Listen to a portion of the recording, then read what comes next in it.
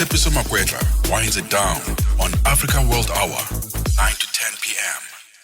And we continue with the latest news from here, the continent, and beyond here on Africa World Hour. So this time we speak about the World Health Organization. It's launched its Disability Health Equity Initiative this week to tackle the unfair health gaps faced by people with disabilities. Over 1.3 billion people live with disabilities, yet they are still the most marginalized globally. For more on this initiative, we speak to Dr. Chiara Retis, a team lead for the Violence, Injuries and Disability Unit at the WHO Regional Office for Africa. A very good evening to you, and thank you so much for speaking to us. So, Dr. Retis, I'm not sure if you can hear me, but let's first start with what are the main goals for this initiative and just how dire is the situation for persons with disabilities? Thank you for the question. So this initiative, as you can tell from the name, has the vision of a health equity for persons with disabilities. And to do that, we need to close the health gaps between persons with disabilities and the broader population. So what we want to see are simply better health outcomes for persons with disability than we see now. What are the biggest health gaps in terms of equity for persons with disability beyond infrastructure? Let's look at some of the estimations and statistics that are available globally. Persons with disabilities have a premature mortality. That means that persons with disability die up to 20 years earlier than the rest of the population. Also, persons with disabilities have highest risk of diseases. For example, they have double the risk to have diabetes or cardiovascular diseases or also depression, and this in respective of the impairment that they live with. Another type of inequity is the fact that persons with disabilities have to face daily functional limitations, for example, immobility, so simply moving to one place to the other, from home to the health facility, or communicating, so facing barriers in expressing their needs or interacting with healthcare providers, for example. And all these inequities are due to barriers at different levels of the health system. Okay, so are they more vulnerable to, say, non-communicable diseases or some of the ailments that you mentioned because of their conditions or lack of treatment or lack of access to treatment?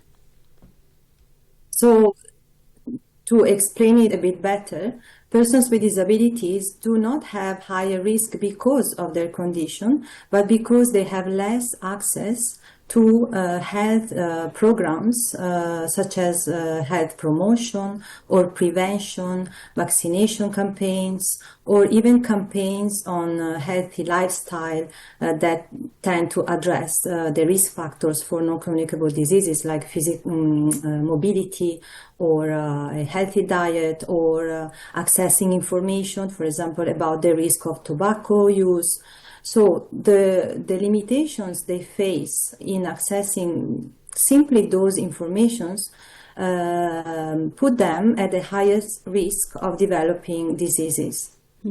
Just the basic minimum national level actions to strengthen disability inclusion across the health systems, what would you say there are, and how many UN member states have that in place? So there are several countries and member states who do conduct strategies, they have strategies, or there are initiatives to address the needs of persons with disabilities. But what often lacks is a systemic approach. So looking at strengthening the way the health system is made accessible for persons with disabilities so that they can access all the range of services that they need. And you won't be surprised to hear that persons with disabilities need to access all the range of services as any other person in the population, from maternal health to, as we said, vaccination campaign, or and of course the specific services that are required for some of their conditions. So the gaps that we are seeing now is a lack of comprehensive work around data, around disability, attitudes of the personnel and health workers that might represent also a barrier because of some discrimination and stigma, the accessibility, of course, of building and communication, and least but not last, the participation of persons with disabilities in the development, design of services, in the capacity to provide feedback around services, and also in developing policies. So having persons with disabilities at the center of the policy work is a condition to be able to design the services as in order to be more inclusive. And as Dr. Tedros said earlier on in I think May, when you've had various summits to discuss this, that you cannot achieve universal health coverage without this community.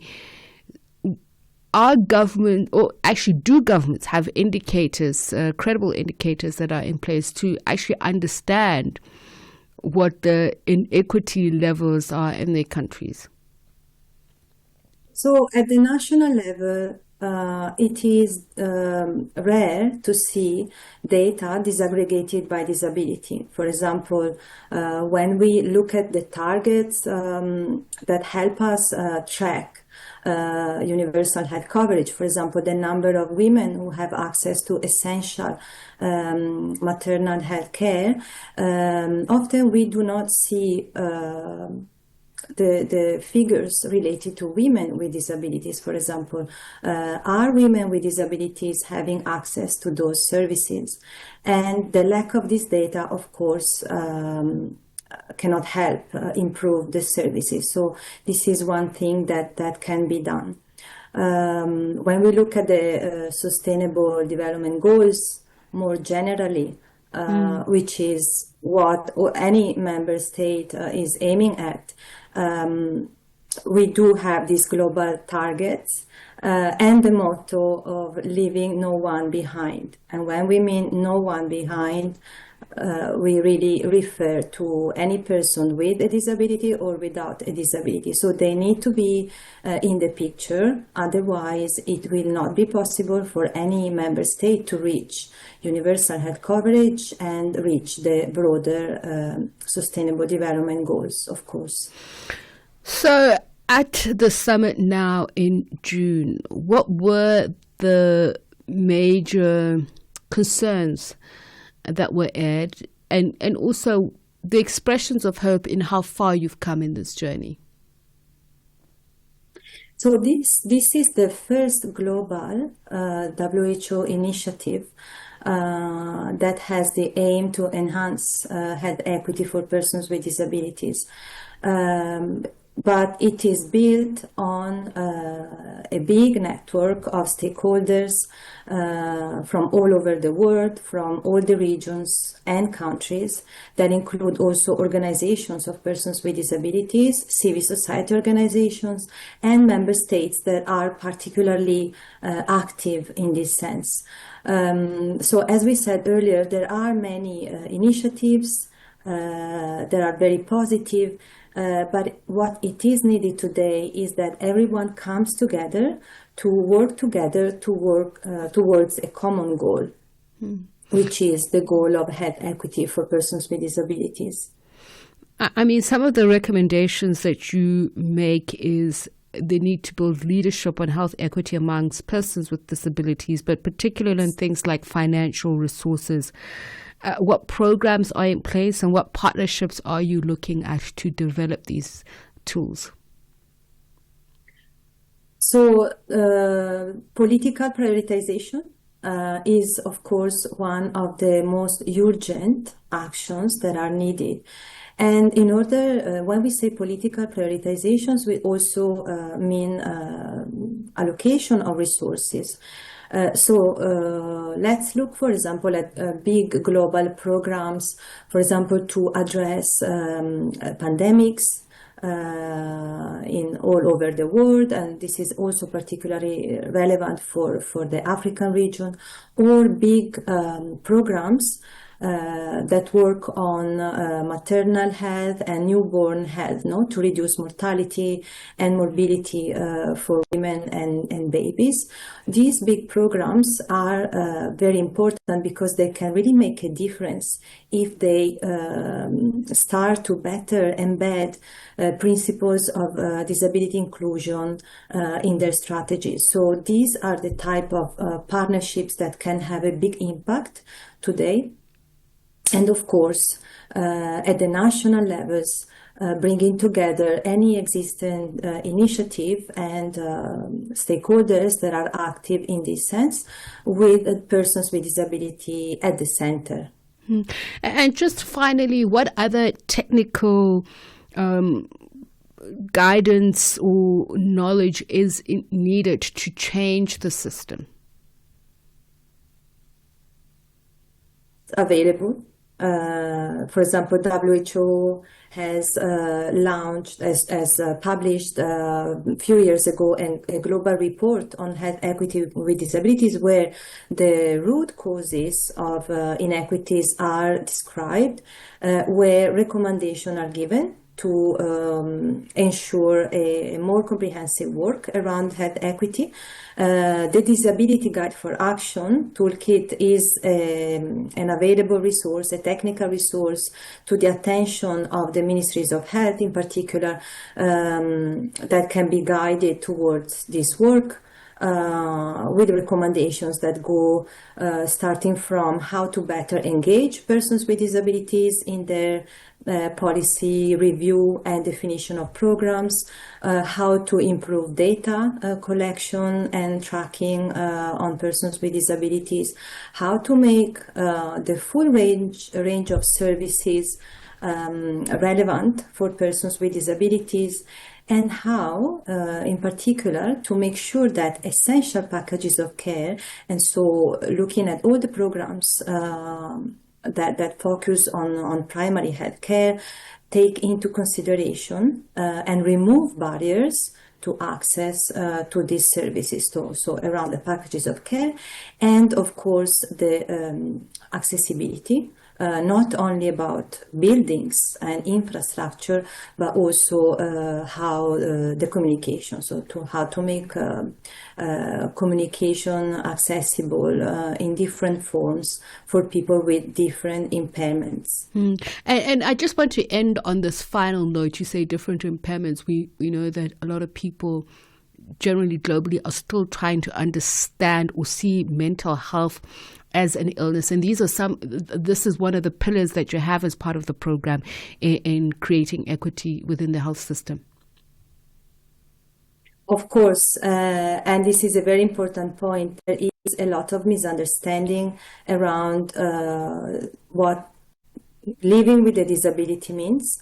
When we talk about persons with disabilities, we really talk about any type of health condition that, together with barriers in the environment, reduce functioning and reduce participation in the society.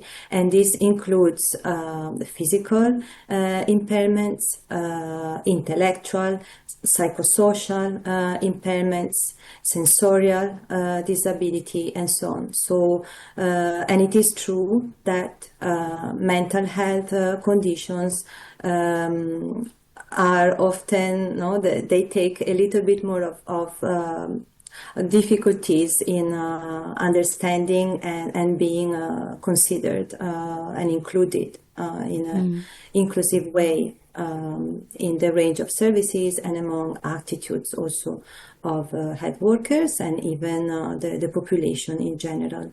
So this initiative, this global initiative, has this ambition to really not to leave anyone behind and to consider all these type of disabilities, even the more neglected as of today.